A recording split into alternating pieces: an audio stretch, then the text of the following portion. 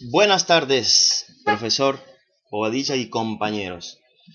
Soy Ángel Enrique Vega, de la UG Formosa Juárez, y el tema que elegí fue las revoluciones científicas de Thomas Samuel Kuhn. Thomas Samuel Kuhn nació en Cincinnati, Estados Unidos, en 1922 y falleció en 1996. Fue un historiador y epistemólogo conocido por su contribución al cambio y orientación de la filosofía y la sociología científica en la década de 1960. Kuhn se doctoró en física en la Universidad de Harvard en 1949 y tuvo a su cargo un curso académico sobre la historia de la ciencia en dicha universidad por casi 10 años, para luego también dar clases en las universidades de California, Princeton y Massachusetts hasta 1991. En la obra de Kuhn se puede ver que varias de las tesis habían sido anticipadas por otros autores. Sin embargo, el gran mérito de Kuhn es haberlas articulado junto con sus tesis en una concepción global donde cristaliza una nueva imagen de la ciencia. Kuhn tenía una fuerte oposición a Karl Popper. Por su condición de historiador de la ciencia se ha interesado en el problema del cambio científico. La ciencia no progresa por simple acumulación de conocimientos. Las revoluciones científicas son momentos de desarrollo no acumulativo, en los que un viejo paradigma es sustituido por otro distinto e incompatible con él. La transición de un paradigma en crisis a otro nuevo está lejos de ser un proceso de acumulación, al que se llegue por medio de una articulación o una ampliación del antiguo paradigma. Es más bien una reconstrucción del campo a partir de nuevos fundamentos. La crítica de Kuhn pone en tela de juicio los supuestos más básicos de la ciencia, entre ellos el carácter neutral de la observación, la noción de una verdad absoluta, la elección de teorías como una actividad gobernada por principios autónomos y universales de racionalidad. La ciencia y su progreso. Dice Kuhn que toda disciplina científica a lo largo de su desarrollo atraviesa una serie de fases o etapas. En el inicio hablamos de una etapa precientífica, donde coexisten escuelas entre las que no hay acuerdo sobre la tarea investigativa. El periodo precientífico finaliza cuando las escuelas unifican su campo de investigación bajo supuestos básicos que Kuhn llama paradigma. El consenso inicia una etapa de ciencia normal, que consiste básicamente en una actividad de resolución de rompecabezas. A través de esta actividad, el enfoque teórico del paradigma aceptado se va haciendo cada vez más preciso y mejor articulado. La ciencia normal entra en crisis cuando aparecen estructuras teóricas alternativas que implican un rechazo o una modificación de los supuestos aceptados hasta entonces. En ese contexto, el paradigma se vuelve propenso al cambio cuando la naturaleza transgrede sus límites. Es lo que Kuhn llamó anomalía. Esta anomalía que causa la crisis, que causa una anomalía, puede terminar de tres formas entonces: como resolución, se archiva o como nuevo paradigma revolucionario. Como resolución, el paradigma en tela de juicio se muestra finalmente capaz de resolver los problemas que provocaron la crisis. Entonces, se vuelve a la ciencia normal y sigue vigente el paradigma. Se archiva.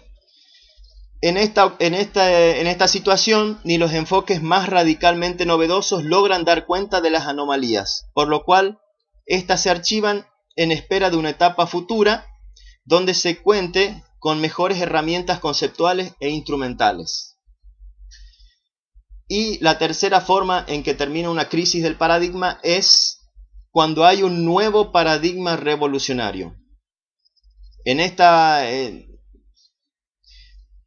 ocasión surge un paradigma alternativo que parece ofrecer una solución a las anomalías y comienza la lucha por lograr un nuevo consenso. El nuevo paradigma es una revolución. El conocimiento entre la ciencia normal y revolución son inconmensurables, porque hay diferencias en los criterios sobre la legitimidad. Es decir que la imposibilidad de comparar dos teorías cuando no hay un lenguaje teórico común. Si dos teorías son inconmensurables, entonces no hay manera de compararlas, es decir, cuál es mejor y correcta. Este cambio de paradigma, como no hay reglas metodológicas aplicables, las teorías rivales deberán seguir el camino de la persuasión, cuando finalmente, después de un proceso, se conforma un nuevo consenso donde comienza una nueva ciencia normal.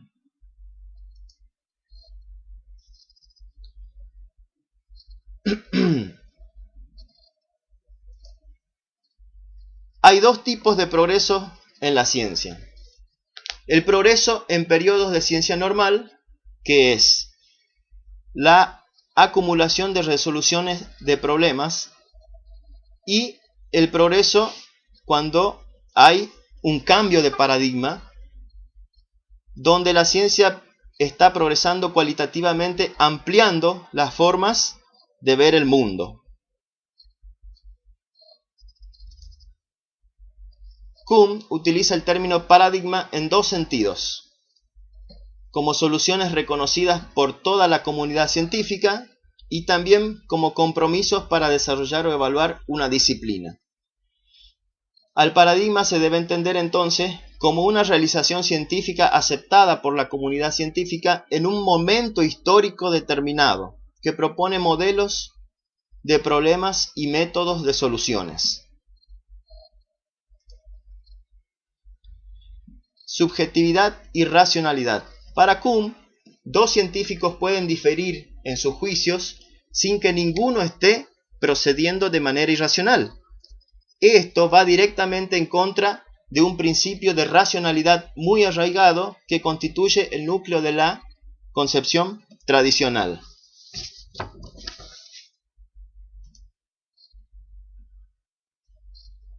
Sociología y filosofía de la ciencia. Para entender por qué la ciencia se desarrolla como lo hace, se ha de comprender el modo en que un conjunto particular de valores compartidos interactúa con las experiencias particulares compartidas por una comunidad de especialistas, a fin de asegurar que la mayoría de los miembros del grupo acaben encontrando decisivo un conjunto de argumentos más bien que otro.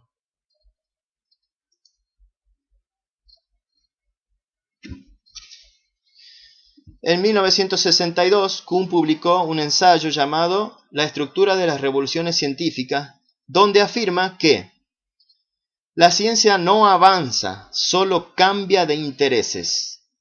Cada descubrimiento de la ciencia no debe ser considerado un avance, sino como un desarrollo aislado, puesto que no nos está acercando a una verdad. Es más, el proceso científico está plagado de retrocesos. En definitiva, Kuhn dice que la ciencia no es más que tratar de hacer entrar la naturaleza en las cajas conceptuales de la ciencia, pues el conocimiento está limitado por los moldes que la comunidad científica impone. Muy bien, así cierro este video. Muchas gracias. Será hasta la próxima ocasión. Adiós.